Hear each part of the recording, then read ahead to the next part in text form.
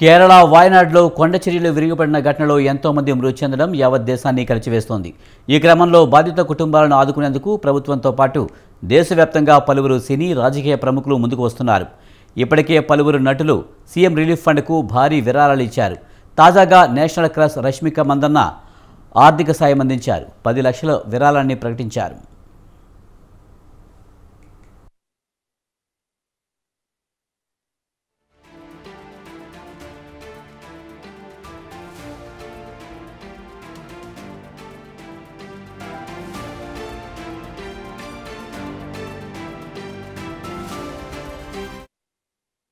వాయనాడ్లో ఇటీవల కొండ చర్యలు విరిగిపడి సృష్టించిన విషాదం పట్ల రష్మిక దిగ్భ్రాంతిని వ్యక్తం చేసింది.